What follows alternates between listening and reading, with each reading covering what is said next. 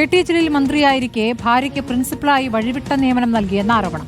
Malappuram Valanchery higher secondary സ്കൂളിൽ K T. ജലീലിന്റെ ഭാര്യ MP ഫാത്തിമ കുട്ടിക്ക് പ്രിൻസിപ്പലായി നിയമനം ലഭിച്ചത് ചട്ടം ലംഘിച്ചെന്നാണ് ആരോപണം.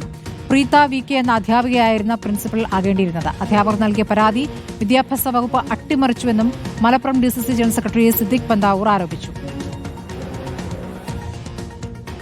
വളാഞ്ചേരി ഹയർ സെക്കൻഡറി സ്കൂളിൽ ഒഴിവ് വന്ന പ്രിൻസിപ്പൽ നിയമനവുമായി ബന്ധപ്പെട്ട ഒരു വാദം, ഒരു തർക്കം.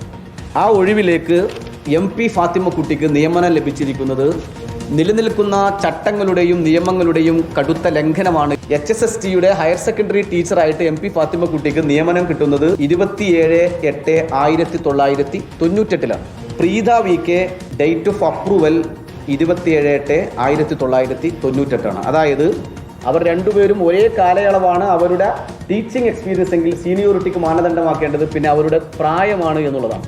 പ്രീത VK ഫാത്തിമ കുട്ടിയേക്കാൾ 3 വയസ്സിന് കൂടുതൽ പ്രായമുള്ള സീനിയറായ ഒരു അധ്യാപികയായിരുന്നു. അവർക്കാണ് ആ നിയമനം ലഭിക്കേണ്ടത്.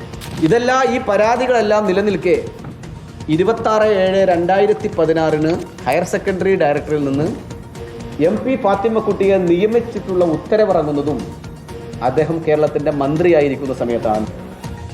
അഷ്കർ അലി കരീം വിവരങ്ങളുമായി. അഷ്കർ, ഇപ്പോൾ കെ.ടി. ജലീൽ PK ഫിറോസിനെതിരെ ലീഗിനെതിരെയൊക്കെ തിരിയുന്ന ഘട്ടത്തിൽ ഇപ്പോൾ കോൺഗ്രസും ആ വിഷയം ഏറ്റെടുക്കുകയാണ്. തിരിച്ചുള്ള ആയുധങ്ങൾ ഇപ്പോൾ എയ്തു തുടങ്ങിയിരിക്കുന്നു. മന്ത്രിയായിരിക്കെ ഭാര്യയ്ക്ക് വഴിവിട്ട നിയമനം എന്നുള്ള ഗുരുതരമായ ആരോപണമാണ്. എന്ത് തെളിവുകളാണ് ഇപ്പോൾ DCC general secretary Siddique Panthavoor കൊണ്ടുവന്നത്?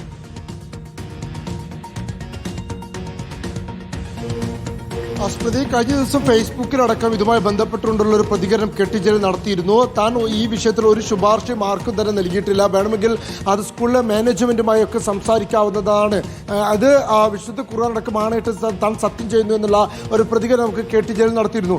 ഇതിന് മറുപടിയായിട്ടാണ് ഇപ്പോൾ DCC ജനറൽ സെക്രട്ടറി സിദ്ദിഖ് പന്താവൂരിന്റെ നേതൃത്വത്തിൽ മലപ്പുറം പ്രസ് ക്ലബ്ബിൽ തന്നെ വാർത്താ സമ്മേളനം വിളിച്ചതിന്റെ തെളിവുകൾ കൈമാറിയത്. അത് ഉന്നയിക്കുന്ന പ്രധാനപ്പെട്ട ആരോപണം 3 രേഖകളാണ് ഇതിൽ പ്രധാനമായി കൈമാറിയിരിക്കുന്നത്. ഒന്ന്, ആ സ്കൂളിലെ സീനിയോറിറ്റി ലിസ്റ്റ് ആയിരുന്നു, ഓരോ അധ്യാപകരുടെ സീനിയോറിറ്റി ലിസ്റ്റ്. അതിൽ രണ്ടാമതായിട്ടുള്ള പ്രീത VK എന്ന യഥാർത്ഥത്തിൽ